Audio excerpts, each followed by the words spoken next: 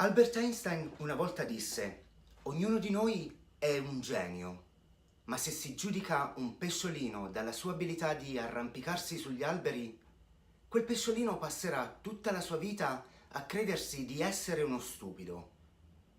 Oggi mettiamo sotto processo la scuola, o almeno facciamo o cerchiamo di farlo. Nel caso del pesciolino, non solo il sistema fa arrampicare un pesce sugli alberi, ma poi lo obbliga anche a scendere e a fare una corsa di 15 km. Rivolgendomi direttamente alla scuola, mi viene da chiedere: ma lei è contenta di quello che sta facendo?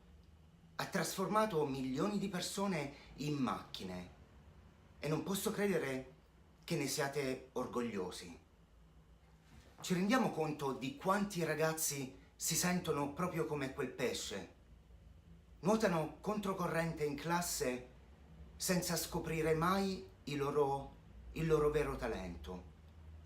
Pensano di essere stupidi, così da finire con il credere di essere inutili. Penso sia ora di farla finita. Basta scuse, è ora di chiamare la scuola al banco con la gravissima accusa di uccidere la creatività e l'individualità. L'accusa è di fare abuso della sua stessa intelligenza. È ormai un'istituzione senza più un vero significato. Se vi sembra che sto esagerando, datemi solo un minuto. Ho qui delle foto. Questo è un telefono moderno, lo riconoscete? Ed ecco un telefono di 150 anni fa. Notate la differenza, vero? Perfetto, rimanete con me. Ecco un'auto moderna ed ecco un'auto di 150 anni fa. Che differenza, vero? Ora arriviamo a noi. Questa è una classe moderna, dei giorni nostri. Ed ecco una classe di 150 anni fa. Ora, non pensate che sia un vero peccato? In oltre un secolo nulla è cambiato. E voi scuola affermate di preparare gli studenti per il futuro. Ma con una prova così evidente, la domanda che viene spontanea è: preparate gli studenti per quale futuro? Se si fa una ricerca su di voi, su quello che siete, si pensa che siete stati creati per addestrare persone a lavorare nelle catene di montaggio, il che spiegherebbe il perché mettiate gli studenti in file dritte, tutte carine e ordinate, gli dite di stare seduti, di alzare la mano se vogliono parlare e hanno una breve pausa per la merenda, e per 6-7 ore al giorno gli dite cosa debbano pensare o li fate competere per ottenere una A o un 10. Ora sì che è chiaro, in tempi diversi del passato magari aveva anche un senso, ma oggi non abbiamo bisogno di creare robot. Il mondo è cambiato, abbiamo bisogno di persone che pensano in maniera creativa, innovativa, critica e indipendente, che abbiano la capacità di connettere tra di loro, collegare molte cose assieme. Ogni scienziato vi dirà che non esistono due cervelli assolutamente identici ed ogni genitore con 2 o più figli lo può confermare. Quindi spiegatemi perché trattate gli studenti come biscotti tutti uguali, dandogli da mangiare tutti la stessa porcheria. Mi spiego, se un dottore prescrivesse la stessa identica medicina a tutti i suoi pazienti, il risultato sarebbe tragico. Tante persone si ammalerebbero, ma invece quando si tratta della scuola, questo è esattamente quello che avviene.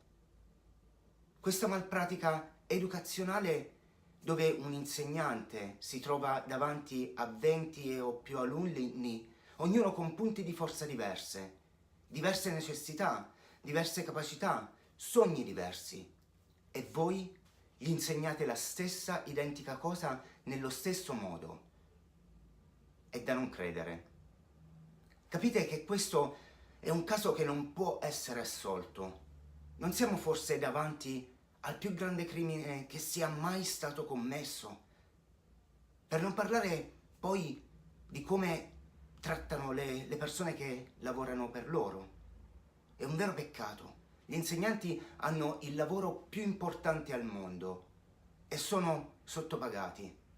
Perché poi meravigliarsi del fatto che così tanti ragazzi vengono sottovalutati? Gli insegnanti dovrebbero essere preparati e pagati tanto quanto i medici. Perché è vero che i dottori possono fare un'operazione chirurgica al cuore e salvare la vita di una persona, ma un buon insegnante può arrivare a toccare il cuore di quel ragazzo permettendogli poi di vivere veramente. Gli insegnanti molto spesso sono quelli ai quali viene data la colpa, ma loro non sono il problema. Lavorano in un sistema senza poter avere opinioni e molti pochi diritti. I piani di studio sono creati da politici che spesso non hanno mai insegnato un solo giorno nella loro vita. Sono ossessionati da test a risposta multipla. Credono che saper mettere le giuste crocette in un test a risposta multipla porti al successo. Beh, questo è totalmente ridicolo. Infatti questi test sono troppo semplici, anzi semplicistici per essere usati e non dovrebbero più essere usati. E questo non lo sto dicendo io, ma lo dice Frederick Kelly, colui il quale ha inventato i test a risposta multipla. Se continuiamo su questa strada, le conseguenze saranno letali. Non ho molta fede nella scuola, ma ho fede nelle persone. E se possiamo personalizzare il sistema sanitario, le auto e le pagine di Facebook, è nostro dovere fare lo stesso con la scuola. Per migliorarla e cambiarla, bisogna gettar via il vecchio modo, visto che è inutile di far scuola. Questo dovrebbe essere il nostro compito principale. Non più un nucleo comune, ma piuttosto raggiungere l'animo di ogni studente in tutte le classi. Certamente la matematica è importante, ma non più importante dell'arte, dello sport. Diamo ad ogni dono la stessa opportunità. So che può sembrare un sogno, ma ci sono paesi come la Finlandia dove fanno cose impressionanti. Hanno giornate scolastiche più brevi, gli insegnanti hanno stipendi più decenti, i compiti a casa non esistono e si concentrano sulla collaborazione e non sulla competizione. Ma il punto fondamentale qui sta nel fatto che il loro sistema educativo funziona meglio di quello di qualsiasi altro paese al mondo. Altre nazioni come Singapore stanno ottenendo velocemente degli ottimi risultati.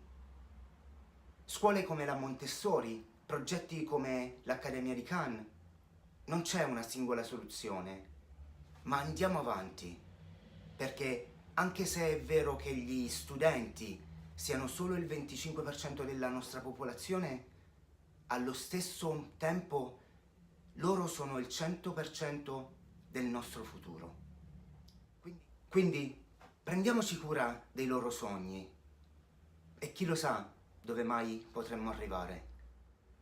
Questo è il mondo in cui io credo, un mondo dove un pesciolino non è più obbligato ad arrampicarsi sugli alberi. Grazie e alla prossima. Ciao!